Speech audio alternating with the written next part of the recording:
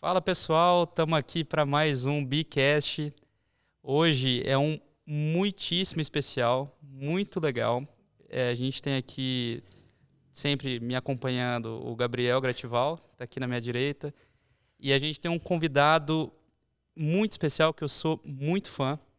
É um cara que, o Gabriel até pode me ajudar nisso, é um cara que ele já conseguiu ser três coisas na vida que todo mundo luta a vida inteira para ser uma, sabe? Ele conseguiu fazer muita diferença para a nossa cidade enquanto foi nosso prefeito. Ele hoje é consultor de cidades, de coisas do futuro. E ele tem uma missão de vida muito bacana aí, que é realmente deixar um diferencial para todos nós, né? Então eu queria apresentá-lo, ter a honra de apresentá-lo aqui hoje. Nosso magnífico Silvio Barros está aí com a gente Isso. hoje. E também, Silvio, já dizer logo de cara que aqui na Brava a gente se inspira muito no seu trabalho, a gente nós todos aqui somos admiradores e estamos acompanhando a sua jornada recente para Dubai. Você tem um canal lá, né, Silvio? Exatamente. Depois eu vou pedir para você falar um pouquinho sobre ele, mas de cara já também queria que você contasse um pouquinho dessa história, que a gente já teve tanta oportunidade de conversar em lives e tudo mais. Eu vou cortar toda a apresentação do Silvio, porque eu acho que o pessoal já consegue também buscar os conteúdos lá conosco. Mas contar um pouquinho dessa missão em Dubai, falar um pouquinho também do porquê que você foi para lá, o que está te motivando a buscar essas coisas novas, para o pessoal aí se contextualizar nessa missão toda aí. Beleza, muito obrigado, Evandro, obrigado, Gabriel, pelo convite. É legal a gente estar aqui. Eu também admiro muito o trabalho de vocês aqui na Brava. Acho que vocês são... Acho não, né? Quem sou eu para achar? O mundo já confirmou que vocês são uma referência. Isso a cidade precisa aprender a aproveitar bem, eu acho. É o que vocês têm para passar adiante. Bem, respondendo a sua pergunta, por que a gente foi para Dubai? Existe um evento internacional, nem todo mundo conhece, que é tipo Copa do Mundo, Olimpíada, a cada 4, 5 anos ele acontece. E esse evento chama-se Expo Mundial. A Expo Mundial tem um calendário de 5 em 5 anos, teoricamente ela acontece no ano 0 e no ano 5, então 2020, 2025, depois 2030 e daí por diante. E esse evento acontece já há muito tempo, desde 1851, é um evento antigo. Nossa. Mas é um local onde se reúnem países apresentando o que eles desenvolveram de melhor a respeito de um tema. Então, a cada expo tem um tema. E as cidades que sediam essas exposições, elas brigam muito, é que nem Copa do Mundo. É uma competição para ver quem consegue trazer e sediar uma expo. É um evento que dura 6 meses. Que legal. A Copa do Mundo dura algumas semanas, a Olimpíada também, mas a Expo dura 6 meses. E é um evento onde todos os países são convidados para mostrar o que eles têm de melhor. O tema da Expo Dubai era sustentabilidade, mobilidade e oportunidade do futuro.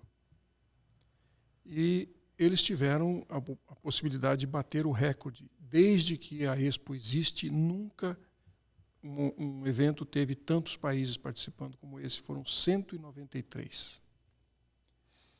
Isso nunca aconteceu. Primeira vez. Em grande parte graças ao, digamos, patrocínio, né? Os Emirados Árabes ajudaram muitos países pequenos.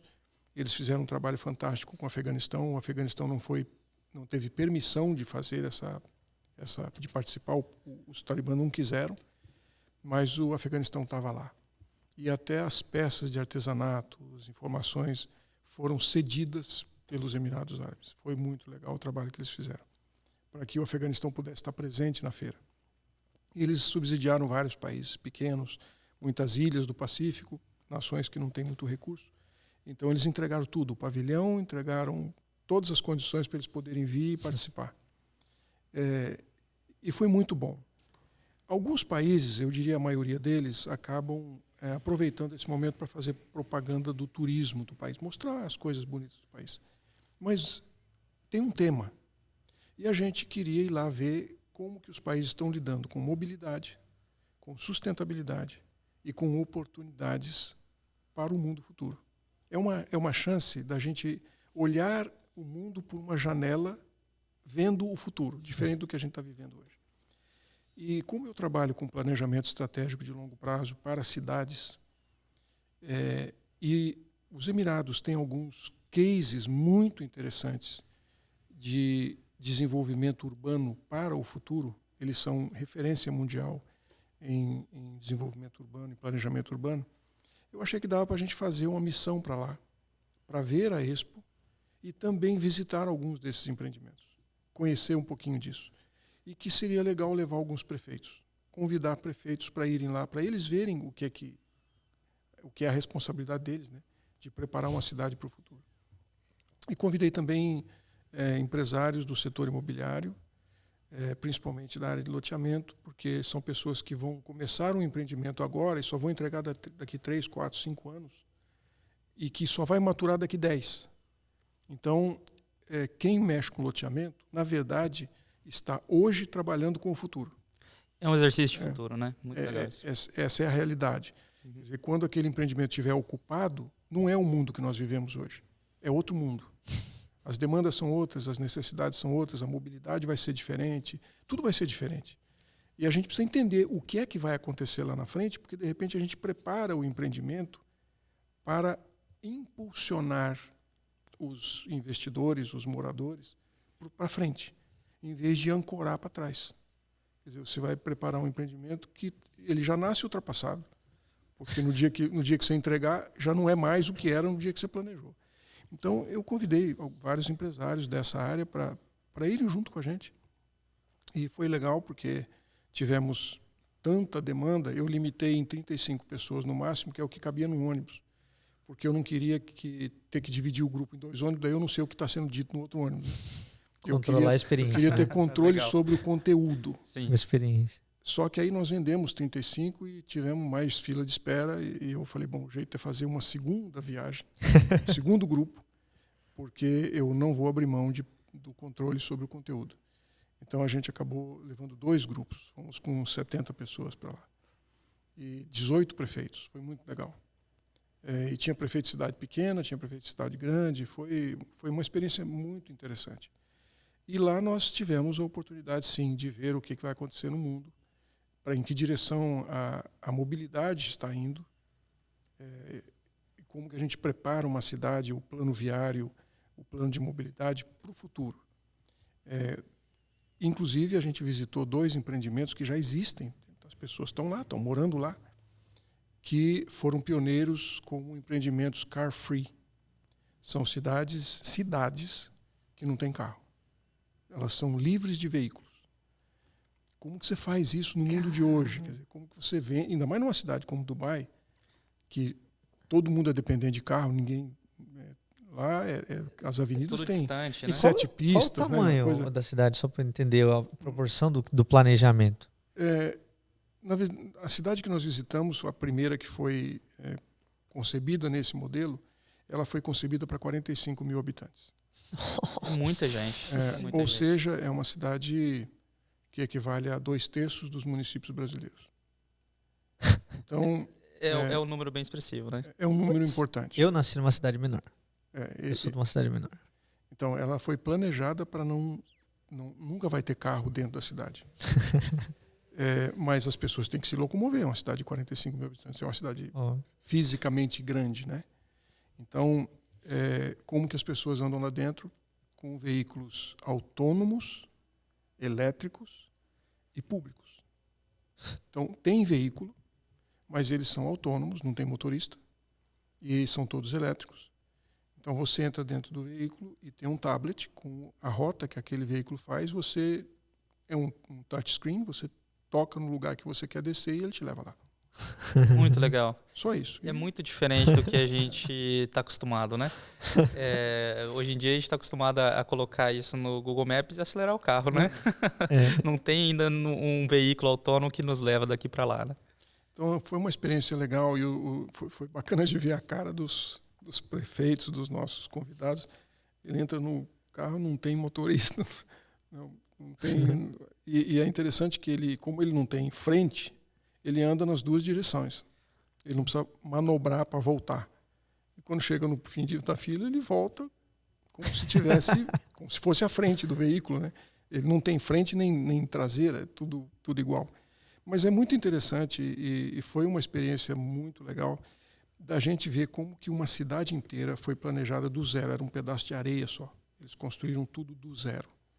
Como que eles fizeram uma cidade usando o conceito da arquitetura biofílica e biomimética. A cidade nasceu com esse conceito. Então, por exemplo, o deserto tem ventos predominantes. O deserto venta muito. E tem ventos predominantes. De onde vêm esses ventos? Qual é a direção que esses ventos vão?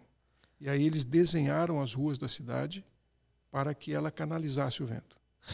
Então você está fora da cidade, você atravessa a rua, entra na cidade, a diferença de temperatura é brutal. Brutal. Eles chegaram a medir, em algumas épocas do ano, chega a dar 10 graus de diferença. Nossa Senhora. Entre o lado de fora e o lado de dentro. Nossa, que incrível. Agora, você pensa uma cidade inteira que no deserto dos Emirados, a 50 graus de temperatura, você tem que ter ar-condicionado, não tem outro jeito. Você não vai conseguir trabalhar sem ar-condicionado. Mas você vai colocar o ar-condicionado para resfriar 10 graus a menos do que o empreendimento que está do outro lado da rua. Isso gera um valor... Olha a quantidade de economia que você está gerando em energia. A cidade é totalmente autossuficiente em energia, ela gera a sua própria energia, não consome nada da rede.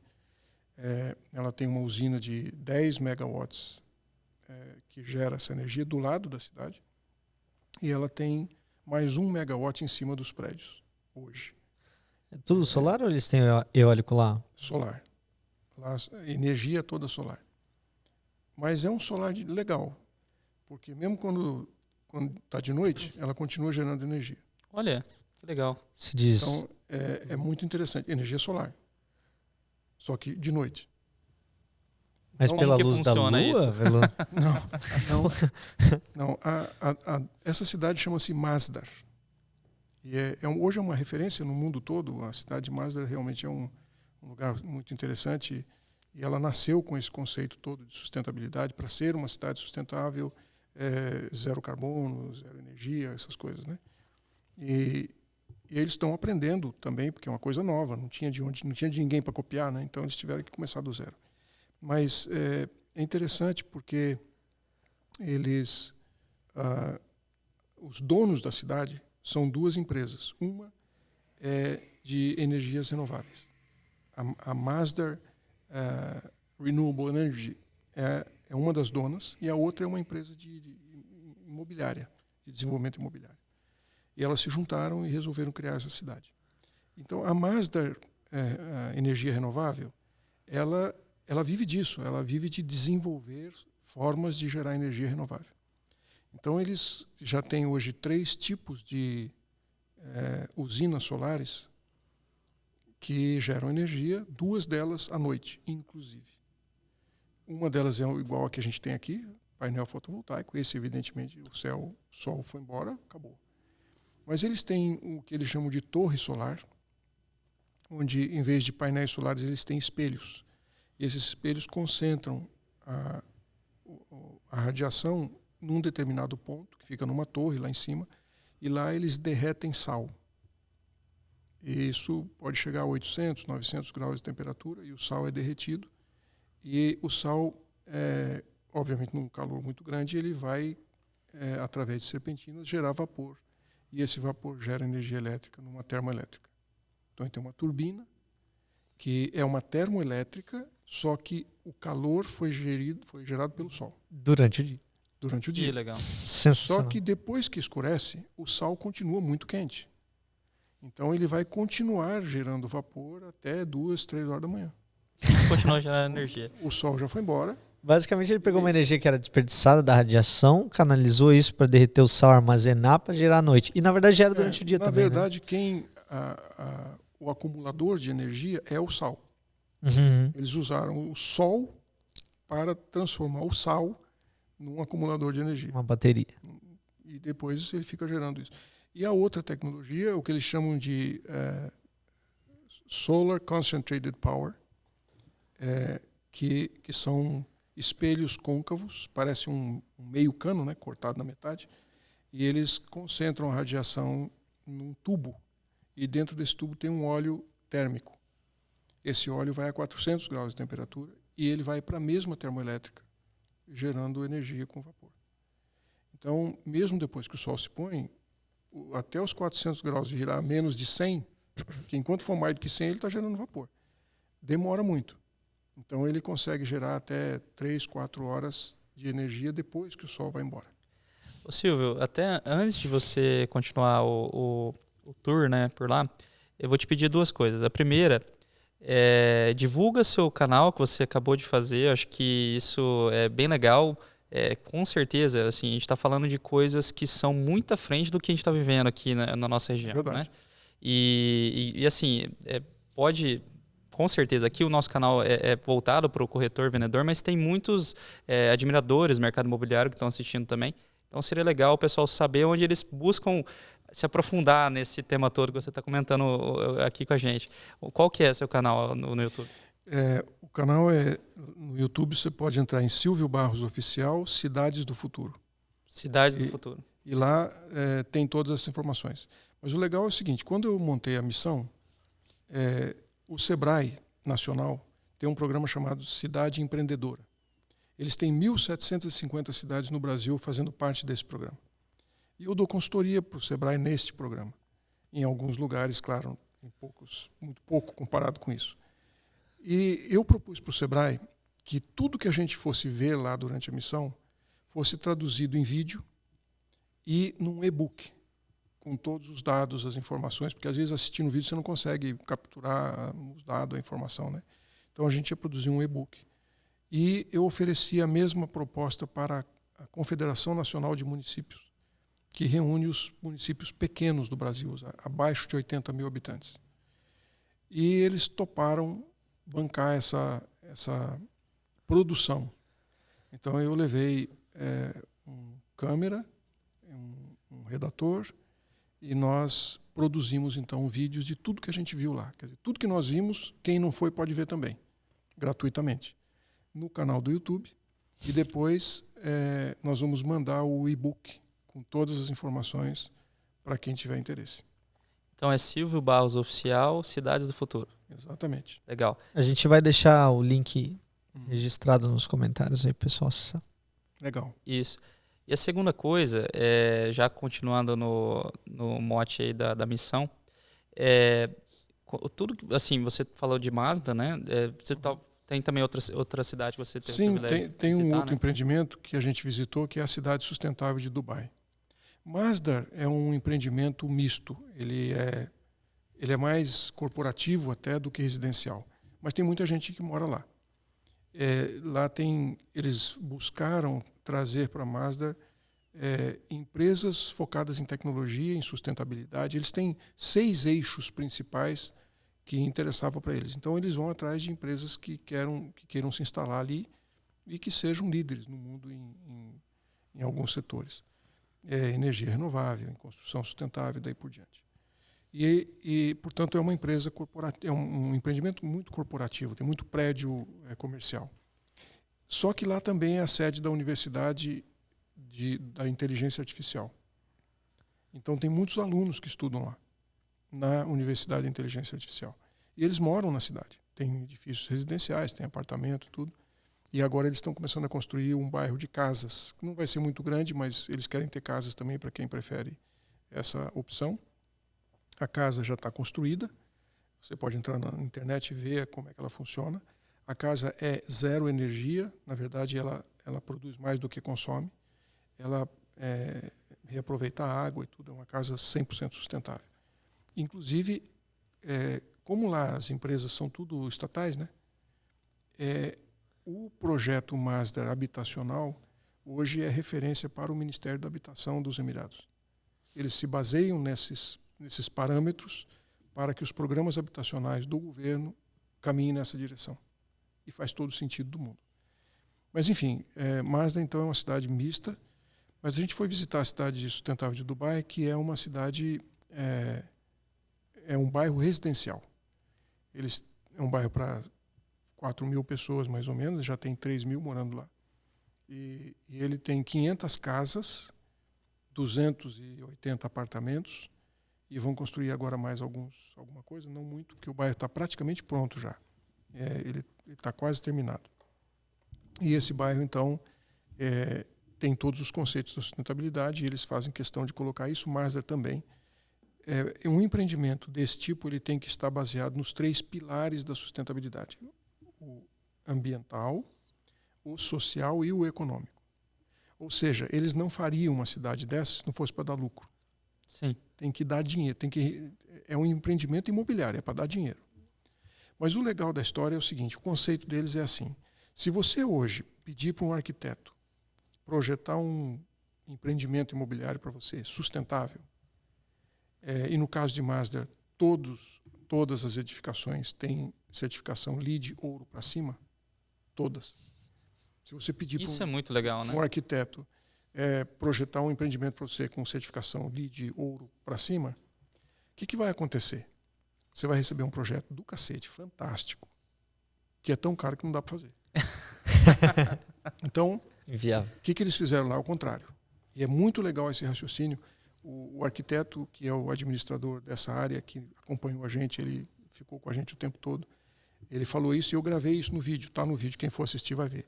Ele falou assim: a nossa estratégia foi outra. Como isso aqui é uma empresa privada e quer ter lucro, a decisão dos empreendedores foi o seguinte: quanto nós queremos de lucro? Tá, nós vamos fazer um empreendimento imobiliário e nós queremos ter um retorno. Qual é o nosso retorno? O que faz a gente se sentir confortável? Fizemos um investimento, recuperamos o nosso capital e tivemos um lucro. Quanto é esse lucro? Tá bom, é tanto. Para a gente ter o lucro e fazer o empreendimento, quanto a gente precisa gastar? Quanto nós temos que botar de dinheiro para poder fazer isso aqui acontecer, mas com um lucro que a gente quer de volta? É tanto. Para esse empreendimento funcionar, quanto eu posso gastar em edificações? Uma parte eu tenho que fazer projeto, outra parte eu tenho que fazer infraestrutura, outra parte eu tenho que comprar os carros elétricos e tal, mas quanto sobra para as edificações? Sobra tanto. Então, eu tenho tanto de dinheiro para tantos metros quadrados para eu poder fazer essa equação fechar e eu ter o lucro que eu quero. Sim. Ok. Então, ele chama o arquiteto e os engenheiros e fala assim: eu tenho que fazer tantos metros quadrados com essa característica, eu tenho tanto de dinheiro. Qual é o mais sustentável que vocês conseguem fazer para mim?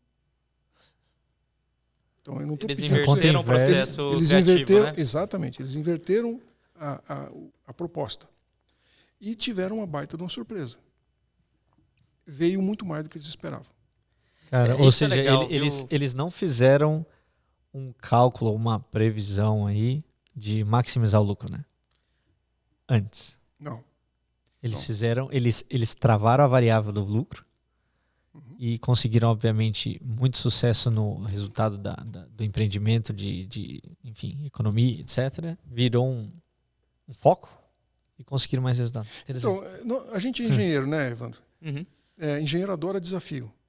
E o arquiteto também encara esse negócio. E o desafio você tem isso aqui de dinheiro. Qual é o melhor que você consegue fazer com isso aqui? Aí o cara vai se virar nos 30, bicho. Ele vai dar um jeito de fazer o máximo possível. E foi isso que eles fizeram. Então, todos os prédios são lucrativos, todos os prédios são sustentáveis, todos eles têm todos os componentes da sustentabilidade, são certificados também. Ou seja, a certificação, na verdade, é uma consequência, não é uma. Eu não quero fazer um prédio para ser certificado. Eu quero fazer um prédio tão bom que ele será certificado porque ele é bom. Então, e ele tem os pilares ali que você comentou, né? Exatamente. Aí eles garantem que todos os pilares estão assegurados e que o empreendimento, de fato, pode ser chamado de empreendimento sustentável. E a certificação vem como consequência. É muito interessante isso também. Então, eles criaram um raciocínio muito legal. E hoje eles dizem, olha, aqui em Masdar, a média é de que todos os nossos prédios são 40% mais eficientes do que qualquer prédio fora daqui. Em qualquer lugar que você vai na cidade, nossos prédios são 40% mais eficientes. Mas custou para nós a mesma coisa que custou fazer o outro lado da rua. O preço é o mesmo. Só que o nosso economiza água, economiza energia, ele tem uma série de vantagens e a arquitetura biomimética do empreendimento como um todo permite que eles consigam ter o conforto térmico, o bem-estar que a cidade exige, por conta das vantagens que isso oferece. Então, eles precisam resfriar 10 graus a menos do que o cara do outro lado da rua. E isso, assim, no final do dia, você gerou valor, né? Porque, assim, econômico e assim, de qualidade de vida para a pessoa, né? Econômico porque ela vai gastar menos energia, obviamente, né? Ela tem que resfriar 10 graus a menos do que qualquer vizinho. E qualidade de vida porque, com certeza, com todo esse padrão, né, elevado de sustentabilidade e os pilares todos que precisam ser construídos para chegar em um empreendimento certificado. Você falou ali de ouro, né? Eu sei que é um desafio muito grande. A pessoa ela ganha coisas que ela nem imaginava que ela precisava. Acho que isso que é legal, né? E até assim, isso começa a levar o meu pensamento no seguinte sentido. Um dos propósitos da feira, né, são as oportunidades do futuro. Você mencionou lá no início. Na sua visão, você trabalhando com isso diariamente, na nossa região, o que você está enxergando de oportunidade de futuro? Você acha que seria, talvez, os empreendedores, loteadores, loteadores e incorporadores, no caso, né? Começarem a fazer essa conta de trás para frente, ou ainda a conscientização do mercado como um todo, começando pelo cliente, né? O cliente começar a ser mais exigente. O que você, assim, lógico, lá a gente está num patamar que ainda estamos bem antes, né? Mas nessa ida e vinda, assim, o que você conseguiu enxergar de maior oportunidade? Olha, uma coisa que a gente está aprendendo muito nesse processo de sustentabilidade de cidades e de empreendimentos é que a gente não deve começar pregando para não convertidos. Dá muito trabalho, você gasta muita energia. Cara, não compensa, não. É melhor a gente pregar para convertido. O cara já está na tua, ele já está na tua vibe, ele já está afim de pegar um empreendimento com essas características, fica mais fácil de fechar o negócio. Você só tem que mostrar para ele que o teu tem mais do que o dos concorrentes. Mas já é a intenção dele. E hoje tem muitas empresas que estão aí no Pacto Global, que estão comprometidas com os ODS, e que, para elas, isso é um assunto elas já trataram disso. Se eu puder fazer uma fábrica, o meu comércio, com características de sustentabilidade, eu estou ajudando o planeta, eu estou me ajudando, porque se eu fizer um prédio zero energia, eu não vou ter conta de luz para pagar. E quanto custaria a mais fazer um prédio zero energia? Você sabe tão bem quanto eu. Hoje, uma usina solar se paga em 5 anos. 5 anos significa o quê? 20% de retorno ao ano. Tem investimento melhor do que esse? São Pensa um pouquinho. Raríssimos. Pensa um pouquinho. Então, cara, eu estou zerando minha conta de luz pro resto da minha vida, fazendo um investimento fantástico que o mercado não tem para oferecer isso aí fácil. E a maioria acha que sustentabilidade é blá blá blá, né? É fazer gasto, bonito. Ou que é muito caro, ou que é uma sofisticação e tal, e aí não percebe a vantagem disso. Esse outro empreendimento que a gente visitou, que é um residencial, eles foram concebidos para ser zero energia. Então, o empreendimento todo gera mais energia do que ele consome. Moral da história, nenhuma casa lá paga conta de luz. Cara, uma casa hoje, daquele padrão, nos Emirados, paga 6 mil euros de energia elétrica por ano. Nossa Senhora. Caramba. É muito dinheiro. Agora, para começar, você tem um condomínio, não é fechado, mas é como se fosse um condomínio fechado, que ninguém paga taxa de condomínio. E eles têm fazenda onde eles geram a própria comida deles, eles produzem a comida dentro de domos, porque lá o clima é muito, digamos, agressivo, né? Então, são biodomos e toda a produção de alimento é feita lá dentro, com um processo de controle de umidade, controle de temperatura. Eles têm clube, eles têm carrinhos elétricos que circulam dentro do empreendimento, você não pode circular com o seu carro lá dentro, a cidade inteira é car free. Então, o seu carro tem que ficar parado e aí você vai até a sua casa em carrinhos elétricos compartilhados ou vai a pé. A distância entre o local onde você pode... A maior distância entre onde você pode estacionar o seu carro e a casa que você mora é 85 metros. O mais longe de todos é 85 metros. Dá perfeitamente bem para ir a pé, mas se você estiver carregando compra e tudo, pega um carrinho, vai lá, leva aí, na boa, tranquilo. Eles oferecem, eu fico imaginando assim, se eu fosse corretor de imóvel, para vender um empreendimento desse. Tem escola dentro do bairro, ensino fundamental 1 e 2, criança pequena, que normalmente o pai tem que levar para a escola, lá vai sozinha, vai de bicicleta, vai a pé, a escola é dentro do empreendimento. Então não tem nada da dor de cabeça de ter que sair correndo, de deixar filho na escola, e hoje eu tenho que ir não sei aonde, nem tem que ir buscar. As crianças vão e voltam sozinhas, porque é onde elas moram, é o bairro delas, não tem carro na rua, não tem risco nenhum. Eles têm um centro de autismo, que é o pilar da área social deles, funcionando lá dentro e que tem uma história muito legal. Eles têm igreja lá dentro, eles têm um centro de hipismo, onde tem aula de hipismo, tem vários cavalos lá que pertencem ao empreendimento, e tem uma pista para você andar a cavalo de 1,5 km de distância. Isso é muito legal, né? Dentro de casa, cara. Dentro de casa não precisa ir em lugar nenhum, tá dentro de casa. Você tem contato com uma coisa que, assim, a gente aqui, na nossa realidade atual, a gente fica pensando na época do ano ou na época da década que você vai conseguir ter uma experiência dessa, e o pessoal tem isso no quintal de casa. Mas sabe que eu vou fazer um comentário aqui. Eu tive a oportunidade de morar em 2 lugares que foram muito chocantes com relação a isso. Um foi a Suíça, que eu tive essa visão. As crianças indo para a escola sozinhas, crianças pequenininhas, assim. Vai 5 anos, né? Exato. Vai para a escola sozinho. 5 anos, vai para a escola sozinho. E até, tipo, e eu era estrangeiro, né? Filmando, de tipo, cara, como assim, né? E depois eu vou conectar as ideias, tá? E outra, que eu morei em Detroit. Detroit, para quem não sabe, passou por uma crise muito grande e grave há uns 20 anos atrás. E hoje é uma das cidades mais violentas dos Estados Unidos.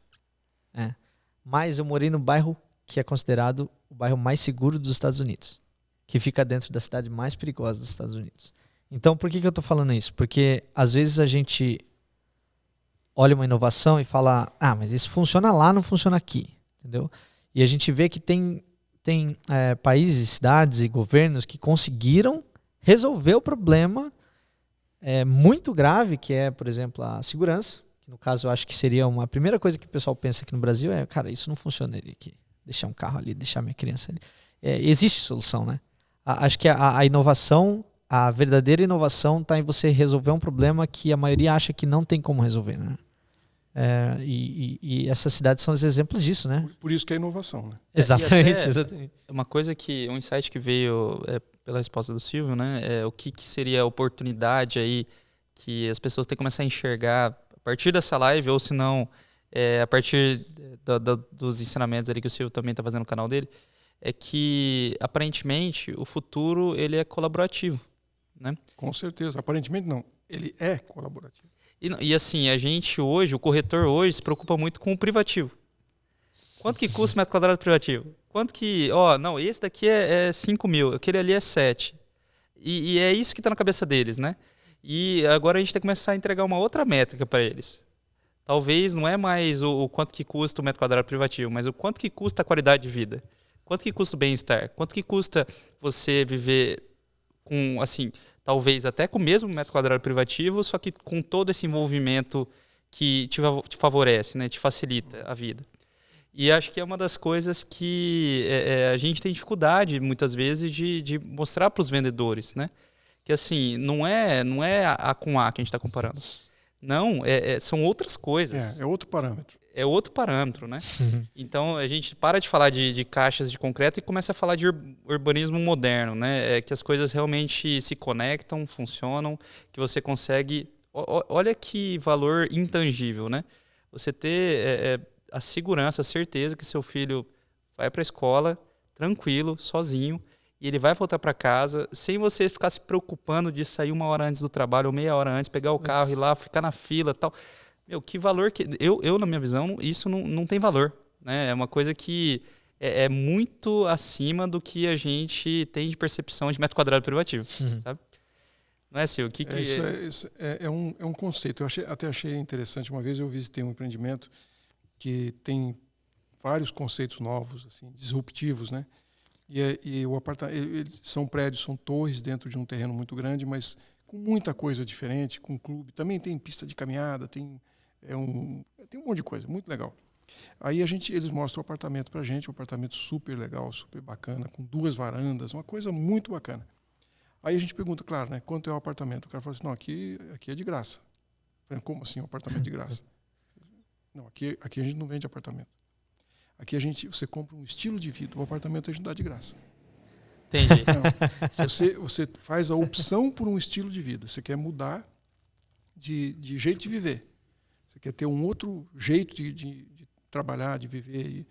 E a hora que você decide que é isso que você quer, claro, isso tem um preço.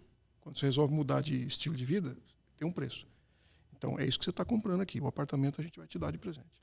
Você está comprando a cota de um clube, mas o lugar para você ficar lá no clube está de graça.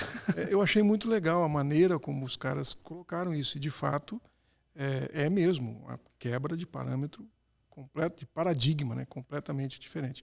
Essa comunidade que a gente visitou lá, inclusive, durante 3 anos, os últimos 3 anos, ela foi considerada a comunidade mais feliz do Golfo Pérsico. Ou seja, as pessoas que moram lá... É o que vocês estavam falando. Você está agregando qualidade de vida.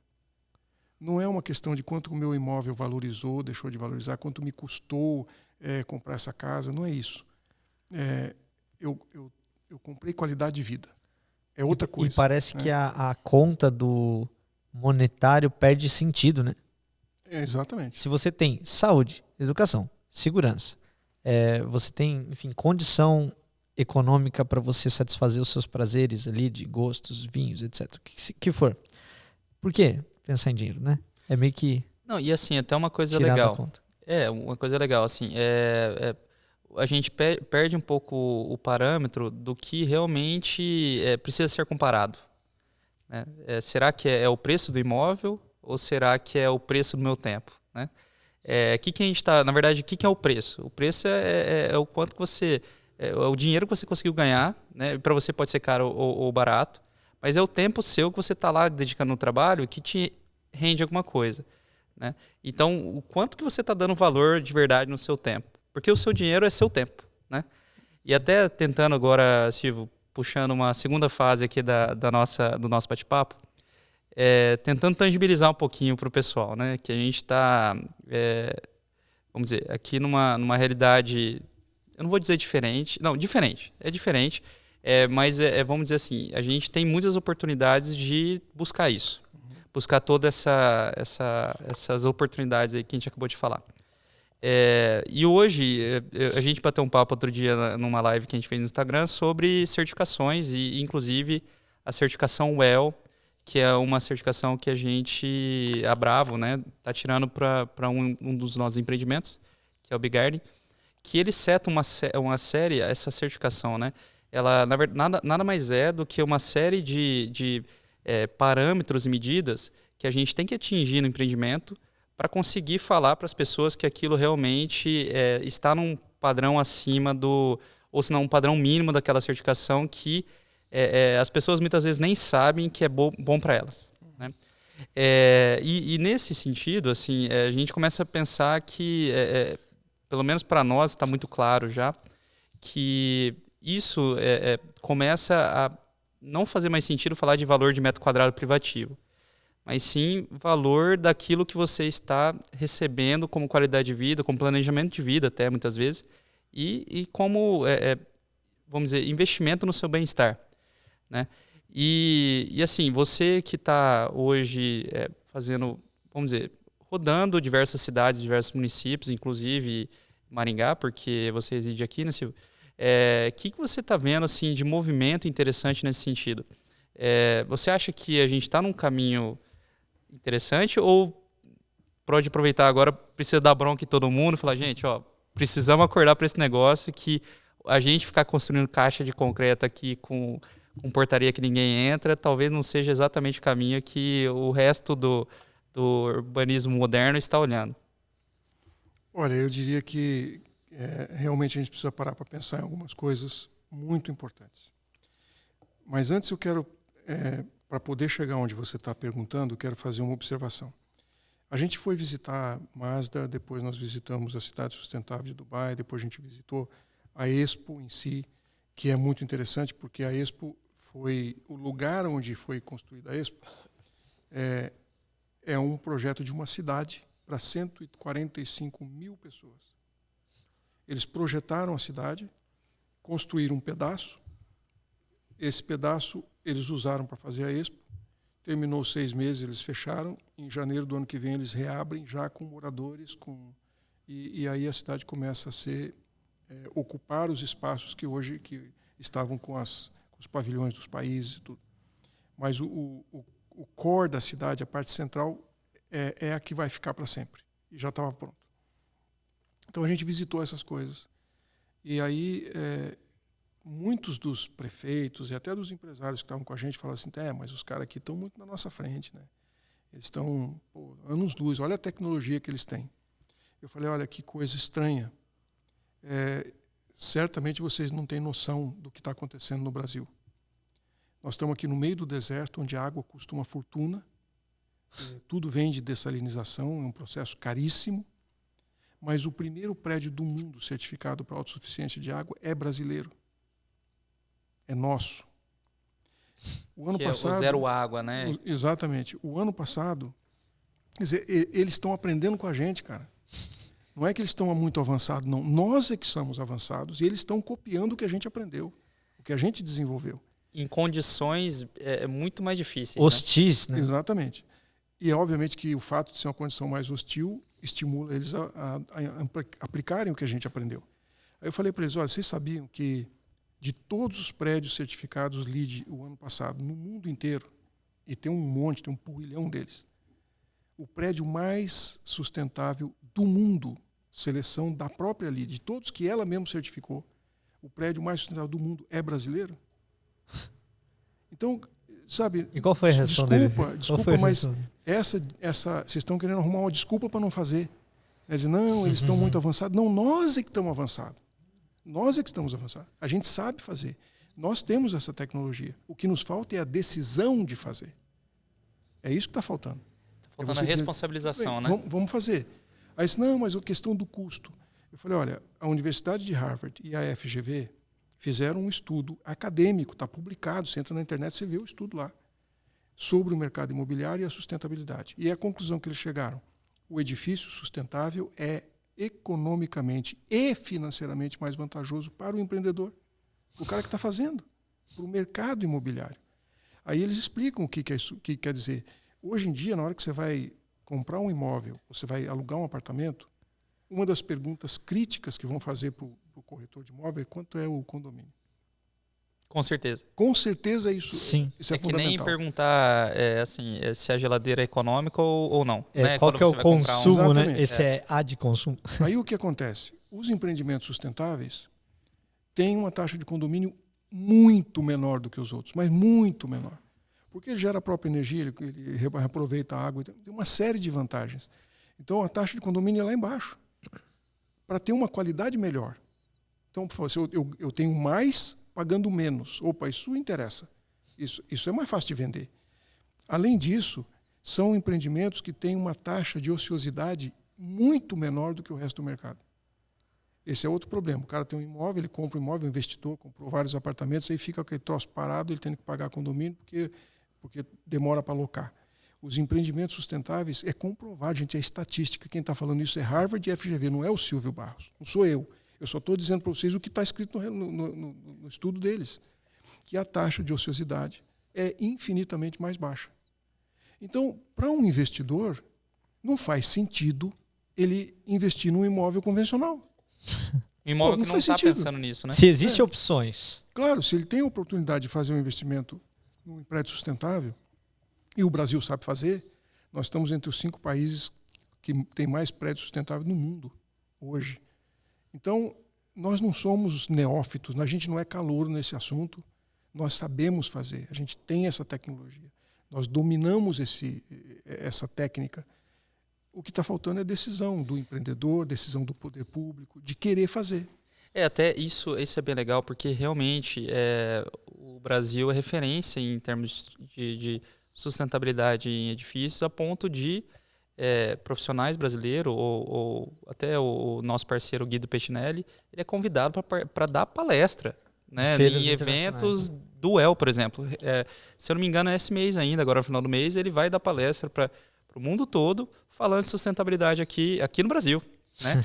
E, inclusive, uma notícia legal é que assim, ele vai dar notícia, né, do nosso empreendimento aqui em Maringá, do Bee Garden, que foi pré-certificado UEL recentemente. É o primeiro em Maringá e do norte do nosso estado, embora já tenha outros 52 no Brasil, mas aqui na nossa região é o primeiro. E ele vai dar notícia nesse evento, e assim, para mostrar mais um case que está sendo construído no Brasil, visando essas coisas, né? Que é o que a gente tem falado muito pro pessoal que está ali pensando em fazer investimento ou ainda já se comprometeu com esse investimento. Tem o lado sustentável que economiza o condomínio, e a gente coloca em números isso. Né? Inclusive no catálogo do empreendimento é possível mostrar o quanto que isso vai reduzir no custo do condomínio. E tem ganhos, que eu vou dar um exemplo só. De troca de ar, cada 13 minutos na unidade, que é comprovado também que as pessoas ficam melhores. Então, se tem um lugar para o cara morar, né, para a pessoa, para o ocupante, né, morar, que ele vai se sentir melhor, pagando mais barato no condomínio, e outro, que ele vai estar igual a qualquer outro lugar, pagando mais caro no condomínio, é muito óbvio que ele vai optar por esse que tem todos esses parâmetros. Né? E isso, a gente está começando a setar parâmetros, padrões que as pessoas vão pedir cada vez mais. E isso, com certeza, tem que ser um aquecimento aí no coração do empreendedor. Falar assim, eu tenho que olhar esse negócio, que está passando um caminhão na minha frente e eu não estou vendo, né, Silvio? É isso aí, exatamente isso. E a demanda vai ser cada vez maior. Então, sem dúvida alguma que em algum momento não vai ter mais espaço para você fazer um edifício que não leve essas coisas em consideração. E uma das coisas que os prefeitos voltaram de lá assim bem conscientes, foi muito legal isso, é que prédio público sempre vai custar para o mesmo bolso. Quando você faz um prédio, você pode vender para uma pessoa hoje, depois ele vende para outra e tal. Então, o benefício acaba sendo diluído. Mas quando você faz um prédio público, a prefeitura vai pagar a conta pro resto da vida. Então, e aí tem uma equação interessante. Do custo do edifício na sua vida útil, só 15% é a edificação, é a construção. 85% é a operação do prédio durante os 50 ou 60 anos que ele vai prestar o seu serviço. É manutenção, é água, luz, etc, etc. É a operação do empreendimento. Então, se você faz nos 15% um investimento de sustentabilidade que vai alterar, vai diminuir o seu gasto nos 85%, você está fazendo um baita de um negócio. Fantástico. Com certeza. A pergunta é, por que a gente continua fazendo prédio público, posto de saúde, escola, creche, sem levar isso em consideração? Não sustentável, né? Por quê? A cidade de Florianópolis foi a primeira cidade do Brasil a fazer um prédio público zero energia, que é uma creche. Eles fizeram uma creche, fizeram do zero, né? Do nada, fizeram um projeto novo e construíram uma creche zero energia. Aí, na operação do processo, eles chegaram à conclusão de que eles podiam retrofitar as creches e escolas já existentes para que elas também fossem zero energia, apesar de ela já existir. Faz o retrofit e torna zero energia. Hoje eles têm 40.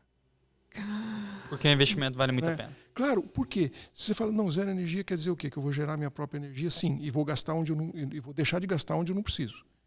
Prédios públicos, está comprovado isso já. Tem uma ineficiência energética que varia entre 50% e 60%. Ou seja, você paga 60% da conta de luz à toa por uma energia que você não precisa. E aí tem vários fatores que levam a isso. Mas o fato é que é um baita de um desperdício de dinheiro público. Isso faz sentido. Né? E tem mais. Todo mundo que está nos ouvindo aqui, de certo, já teve essa experiência, vocês aqui já tiveram também. Alguém foi oferecer para botar painel solar na sua casa, ou sei lá, na sua empresa, e aí falou para você assim, não, isso aqui é um investimento de payback de 5 anos. Dificilmente alguém fala que é mais do que 5 anos, exceto se for, digamos, uma fábrica de sorvete que tem que ficar 24 horas refrigerando. Aí é diferente. Mas numa situação normal, 5 anos, hoje tem 3 anos, 4 anos de payback. Espera um pouquinho. Se você faz um investimento para tornar a sua casa zero energia e você tem payback em 4 anos, significa que você teve 25% de retorno ao ano. Então, não faz realmente sentido você fazer prédio público hoje convencional. E o legal, e eu vou terminar de falar isso para não ficar tomando muito tempo aqui, mas Não, vamos lá, fica à vontade. Um dos prefeitos que estava com a gente é de uma cidade nova. A cidade tem 10 anos só que foi fundada. Então, todos os prédios públicos são alugados. Não existia prefeitura, nem secretaria, não tinha fórum, tudo é alugado. E ele tem uma área lá para fazer o centro cívico da cidade. E o projeto estava pronto, ele estava para licitar a contratação. Depois que ele foi nesses empreendimentos, ele viu tudo isso, a gente estava até no deserto lá, fazendo o passeio do deserto, ele sentou do meu lado e falou assim, rapaz, como é que eu faço agora, hein? Eu falei, o que houve, prefeito? Ele falou, eu não posso voltar lá e executar aquele projeto que eu fiz. Não posso fazer isso. Está errado. Eu tenho que voltar lá, jogar fora aquele projeto e fazer um projeto do centro cívico da cidade sustentável. Zero energia, com recuperação de água, tudo que eu vi aqui, porque faz todo o sentido do mundo. É burrice eu continuar. Eu vou gastar a mesma coisa, só que eu posso fazer direito. Então, eu estou pensando aqui como é que eu vou chegar lá e falar para meus engenheiros, joga tudo. Nós não vamos licitar esse projeto, a gente vai fazer de novo. Então, olha só, uma cidade pequena, um município pequeno, novo, mas o cara, ele entendeu o recado. E é o papel dele, né? E é a responsabilidade dele. Ele falou assim, eu não posso, do zero, eu fazer o errado, eu não posso fazer isso. Eu sou responsável pela cidade, pelo futuro da cidade, então eu não tenho outra saída. Agora eu tenho que pensar como é que eu vou chegar lá e tomar uma decisão dessa e convencer as pessoas de que isso realmente não faz sentido, a gente vai ter que fazer de novo. Eu achei muito legal esse comentário do prefeito. Talvez tenha sido o ponto alto aí do podcast, né? A missão do Silvio fez mudar completamente um planejamento de curto prazo, né? E com certeza vai fazer mudar vários planejamentos de longo prazo aí das cidades do Brasil. E, inclusive, Silvio, acho que uma das coisas que mais tem nos comovido hoje em dia de fazer incorporação imobiliária, de projetar produtos imobiliários, é fazer com um olhar diferente, né? Com um olhar sustentável e, como você bem mencionou, não significa que vai custar mais. Uhum. Porventura, a gente até investe mais em controles, em meios de fazer isso ser perene no longo prazo, né? Mas quando a gente coloca na ponta do lápis, e é isso que eu acho que fica o grande insight aí do podcast de hoje, é fazer conta, né? Começar a fazer conta do que realmente faz diferença no bolso, porque a gente sempre fica no curto prazo, né? Vou gastar tanto na obra e depois eu não sei, né? Fica assim, não, preciso gastar menos, mas no final do dia, assim, às vezes até pode acontecer de ser um investimento um pouco maior, mas quando você coloca no tempo, não precisa ir muito longe, 4 anos, a coisa se paga e começa a dar lucro, né? E as pessoas têm que começar a se conscientizar disso. Então, daí voltando agora para nossa persona aí do podcast, que é o corretor vendedor imobiliário.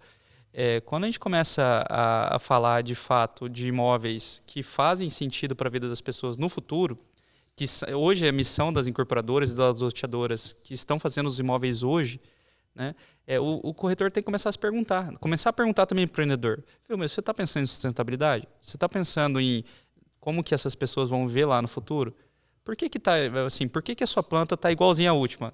Por que você não mexeu ou senão não pensou em uma certificação, não pensou em melhorar isso aqui? O seu loteamento, você também não tentou trazer colocar num planejamento de longo prazo como que vai ser a operação disso, né? E acho que isso é muito legal. Uma coisa também bem bacana que você falou, Silvio, é que assim, 85% do custo é no pós. Então, como que a gente não está se preocupando com isso? É o que eu costumo falar bastante também nas minhas palestras. A gente se preocupa muito com o custo de construção. A gente está se preocupando um pouco com o que vem antes, né? Que é toda a parte de desenvolvimento de fato de produto e de tentar planejar muito bem, né, durante e o pós-construção, né? E a gente se preocupa quase nada com a ocupação. É aquele negócio, né? Pensar assim, as pessoas perguntam quanto que é o condomínio. Mas daí, muitas vezes, o corretor não tem essa resposta. Muitas vezes. dá para a gente fazer um teste, né? Amanhã a gente pode perguntar para 10, ver quantos que tem essa resposta na ponta da língua. E o corretor tem que começar a se preocupar com isso. É aquele negócio, quanto que, se a pessoa sempre vai na loja de eletrodoméstico e pergunta qual que é a eficiência da geladeira, qual que é a eficiência do micro-ondas, as pessoas estão cada vez mais perguntando qual que é a eficiência desse empreendimento, quanto que eu vou tirar do bolso todo mês para pagar as contas desse negócio. O condomínio está custando 100 mil ou 50? O total, né? O custo da obra. E imagina isso, né? Uma coisa que foi tradicionalmente pensada para custar 100 mil, com otimizações, sustentabilidade e tudo mais, pode vir a custar quase metade. E é isso que a gente está experimentando no urbanismo do futuro, né? Nas edificações do futuro. E também trazer o conceito de colaboratividade, né, Silvio? Acho que assim, o privativo está fora de moda, né? É isso aí. A gente tem que começar a pensar em economia colaborativa. É, né? Verdade. E faz uma baita diferença. E também é sinal de qualidade de vida. Melhora a qualidade de vida de modo geral. Até assim, complementando o que você falou do painel solar nas casas, né? Eu acho que a gente não está muito distante de começar a falar em painéis solares para mais de uma casa. Porque se for pensar bem, é óbvio que é ótimo você ter um painel solar na sua casa que produz energia para a sua moradia e você tem um payback de 4 anos. Só que tem um problema que assim, a sua gestão daquilo com certeza não vai ser profissional. Você pode até ter todo o cuidado do mundo, contratar uma empresa para fazer manutenção de tempos em tempos, mas não é um olhar profissional para a coisa. Você realmente não colocou aquilo lá para gerar dinheiro para você. Só que na medida que a gente começa a centralizar esses painéis, às vezes cada 10 casas tem um terreninho que tem um pouco de painel, né? Ou se não, ainda, várias casas que têm vários painéis, mas a gestão é centralizada. Você nunca perde a eficiência desses painéis e o seu investimento cada vez começa a fazer mais sentido. Então, eu vejo que isso começa a ser também uma forma de incentivar a economia colaborativa, né? Embora você coloque o painel na sua casa hoje, eu acredito que em pouco tempo você vai estar combinando com o seu vizinho, né? Vamos colocar uma empresa aqui para administrar para a gente e sempre melhorar a performance dos nossos painéis, a eficiência deles, e não perder eficiência ao longo do tempo, que é um dos medos aí do pessoal, né? Depois de 4 anos, eles falam que pagam 4 anos, mas depois começa a gerar menos energia e tal. Nesse sentido, com certeza não, né? Então, acho que o grande insight aí do negócio é que a economia do futuro é colaborativa, né, Gabriel? O que você acha? Com certeza. Eu falei pouco, né? Você viu que eu não falei nada nesse episódio. Eu acho que se a gente tem... A pergunta que o pessoal deve se fazer, eu acho, Evandro, se você pudesse tomar uma decisão hoje que você vai economizar o maior custo que você tem na sua vida, porque a gente considera o imóvel provavelmente uma das maiores compras, né? E se o imóvel, se a compra, a gente está falando de 15% de tudo que você vai gastar com a operação, extrapolando aí essa medição de prédios públicos, né? Com certeza o privado é um pouco mais eficiente, mas a gente está falando da pessoa, da possibilidade, né? Dos fatores que a pessoa vai conseguir impactar o maior custo da vida dela, que é a manutenção de onde ela mora, ou o custo de onde ela mora, né, depois da aquisição para frente. Sem dúvida, eu acho que esse é o futuro inquestionável. Silvio, qual que é o recado que você acha que o pessoal não pode sair desse podcast sem conscientizar, sem ter a consciência? Assim? Bom, eu penso que nesse caso específico do assunto que a gente está tratando aqui, nós temos a consciência de que do jeito que nós estamos lidando com o nosso planeta, nós estamos colocando em risco, não a nossa vida, porque o lifespan é relativamente curto, mas das pessoas que eu mais amo, que são meus filhos, são meus netos. Eles vão ter que enfrentar uma situação muito complicada e muito difícil. Mas nós podemos diminuir esse impacto com os nossos comportamentos e as nossas atitudes. E evidentemente que nós estamos falando aqui de um segmento da atividade humana que é grande gerador de gases de efeito estufa, que é grande impactador no meio ambiente de uma forma, hoje, infelizmente, negativa, mas não precisava ser assim. E tudo isso depende da decisão que a gente toma. Eu posso induzir o mercado a ter outro tipo de comportamento, se eu disser, não, eu prefiro um outro tipo de imóvel. Você estava falando aí da água, estava falando da energia, de ter uma gestão compartilhada, de um empreendimento, alguém cuidar de tudo. Hoje em dia tem empresas que administram a água de reuso de condomínios. Algumas cidades aprovaram leis, e Fortaleza aprovou isso há uns 2 anos atrás, uma lei dizendo que qualquer empreendimento acima de 15 mil metros quadrados, se não me falha a memória, ou de 250 unidades, tem que ter sistema de tratamento de água e de esgoto dentro do empreendimento, interno. São Paulo já tem essa lei faz tempo. Aí o que acontece? O empreendedor que vai fazer um conjunto de apartamentos, vários blocos, ele tem que botar uma estação de tratamento de esgoto lá dentro. E no dia ele entrega, ele coloca a estação lá, entrega, e depois quem vai administrar? O síndico. O que o síndico entende disso? Nada. Qual é o químico que você usa lá? Ele não sabe. O zelador sabe? Também não sabe. Moral da história, o que aconteceu em inúmeros empreendimentos é que as estações foram abandonadas. E o pessoal está jogando o esgoto todo na rede. Que não era o espírito da lei. Então, uma empresa famosa, a Tigre, constituiu uma subsidiária que é a gestora de água. Que legal. Então, ela administra essas estações. Só que o que ela está propondo agora é que todos os novos empreendimentos façam a rede de tubulação para a água de reuso. Então, o esgoto que sai da pia, que sai do chuveiro, que sai da máquina de lavar roupa, ele não vai para o esgoto, ele não vai para a estação, ele vai para um tratamento prévio que vai virar a água da descarga. E a água da descarga, essa sim, vai para a estação de tratamento de esgoto. Olha o raciocínio disso. Né? Então, você tem a água de reuso, mas ninguém conseguiria fazer isso sozinho. É possível se você fizer para o condomínio inteiro. Se você fizer para todo mundo. Você aí tem um gestor para fazer isso. E daí de onde vem o business? Pô, mas vou ter que contratar, vou pagar uma empresa para fazer isso? Não! Esse negócio é lucrativo. O custo que você economiza lá na descarga... Como é lucrativo? Falei, é simples. O que você paga de água, 85% ou 90% você paga de esgoto. Não é isso? Sim. Mas você está pagando água limpa para a Sanepar, se for no nosso caso, cada vez que você aperta a descarga. Água limpa. Podia beber aquela água. Né? Bom, a partir do momento que você não aperta mais a descarga com água limpa e sim com água de reuso, você não está mais pagando aquela água. Você está economizando. Você está economizando na água e no esgoto, porque o esgoto é proporcional à água. Correto? Sim. Agora, se tem uma empresa que administra tudo isso e está fornecendo a água de reuso para você regar o jardim, lavar o carro e fazer a descarga da patente, e ela te disser, olha, eu te vendo essa água mais barato do que a Sanepar. Eu trato a água e te vendo por 60%, 70% do que a Sanepar te cobra.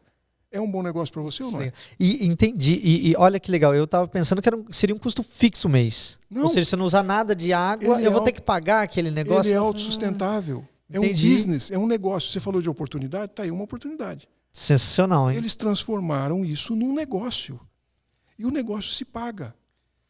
Eles estão concorrendo com a Sanepar vendendo água, só que eles vendem água mais barata. E eles tratam. Eles têm lucro, o usuário tem lucro. Todo mundo tem lucro, ninguém perde nada. E o meio ambiente ganhou muito. Sim. Principalmente num momento de crise hídrica, como nós estamos vivendo agora, que está faltando água. Sul do Brasil, principalmente. Então, é o jogo do ganha-ganha. Esse é o jogo que todo mundo sai ganhando. Então, qual é a mensagem que eu deixo? O que a gente não pode deixar de considerar? Nós todos podemos fazer o jogo do ganha-ganha. É uma questão de decisão pessoal. Eu não preciso fazer um jogo onde eu estou ganhando, ou o cara lá está ganhando e eu estou perdendo, e eu estou ganhando e ele está perdendo, ou está todo mundo perdendo, que tem um monte de empreendimento aí que está todo mundo perdendo. Nós podemos fazer o jogo do ganha-ganha. E o consumidor, o comprador do imóvel, pode ser um dos componentes que diz, olha, eu só estou interessado em fazer o jogo do ganha-ganha. Você tem alguma coisa para me oferecer? Você tem um empreendimento que me ofereça esse negócio? E o empreendedor pode fazer a mesma coisa e dizer para o comprador o seguinte, falei, cara, se desculpa, aqui nessa empresa a gente só faz imóvel do ganha-ganha. Se você está procurando o mais barato e você não se incomoda de perder, então eu lamento, mas não é aqui que você vai achar você vai achar o teu produto. Aqui a gente só faz o jogo onde todo mundo ganha. Eu ganho, você ganha, o planeta ganha, a sociedade ganha, todo mundo ganha. Então, se você estiver interessado no jogo do ganha-ganha, é com a gente que você vai falar. Legal. Caso contrário... Outro insight legal, né? Caramba. Que o Silvio falou lá no começo, viu, Gabriel? Para o corretor aí, pro nosso parceiro que está acompanhando a gente, é que assim, no final do dia, você está vendendo imóvel ou você está vendendo qualidade de vida, bem-estar? Sim. O que é mais valioso? É o metro quadrado ou é você se sentir melhor onde você mora? Né? Então, falar de novo?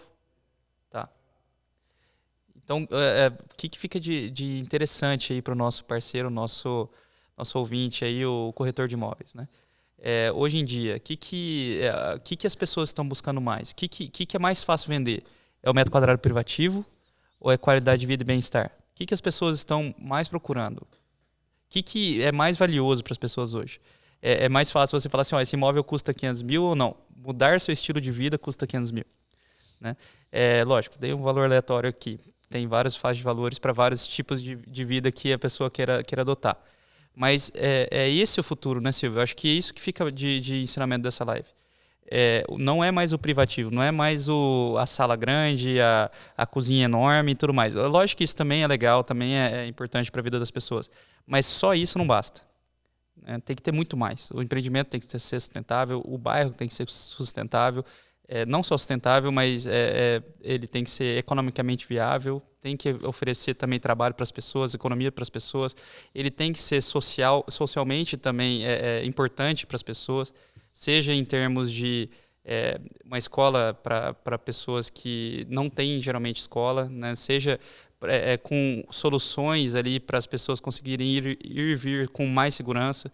Né? Então, todo esse contexto é importante para o corretor também absorver e começar a se questionar. Né? Será que o imóvel que eu estou vendendo é 1 metro quadrado ou é um aumento de vida, uma melhoria de vida para essa pessoa? Será que eu realmente estou contribuindo com ela ou só estou fazendo uma venda vazia? Né? Acho que é isso, né, Gabriel? E eu acho que tem muitos corretores imobiliários que com certeza não acham o propósito da vida deles no que eles fazem, sabe? Se você só tem coisa ruim para vender, você tem que vender coisa ruim, entendeu? Eu acho que aqui a gente está mostrando que existe sim como você escolher um imóvel para vender que realmente impacte positivamente a vida das pessoas de uma forma que eles nem vejam, entendeu? Eu acho que esse é um grande... É isso aí. Uma grande insight, uma grande lição desse podcast. Bom, acho que a gente já até passou aqui do nosso horário. Silvio, é muito legal trocar ideia com o Silvio, que parece que o assunto não acaba nunca, né? A gente vai vindo. Se deixar, a gente fica aqui 4 horas, né, Silvio? E desculpa pelo horário, viu, Silvio? Que isso. Pessoal, então eu vou dar um recado final aí. Se você gostou desse podcast, por favor, se inscreva no canal, ative as notificações para receber os novos episódios. Comentem aqui assuntos, coisas que vocês acharam legal desse episódio, que deram aquele estalo para vocês que vocês não tinham tido antes. E obrigado, Evandro, por me receber mais uma vez aqui como host desse episódio. Obrigado, Silvio. Eu infinitamente não tenho como agradecer o aprendizado de hoje. Que bom. Fico feliz. Obrigado pelo convite. Obrigado, pessoal, e até mais. Valeu, pessoal.